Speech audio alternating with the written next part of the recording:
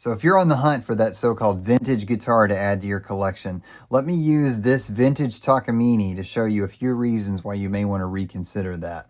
Vintage guitars often have a lot of problems that you may not want to deal with once you get it in your hands.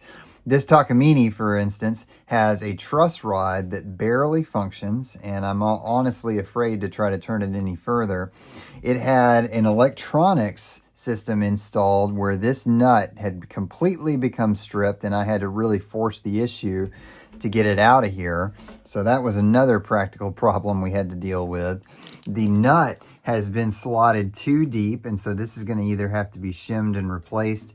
These tuners, and in fact, if I turn it over, you can see that the tuners have actually been in and out a few times, because you can see this screw is not the original, and these tuners themselves are of low quality.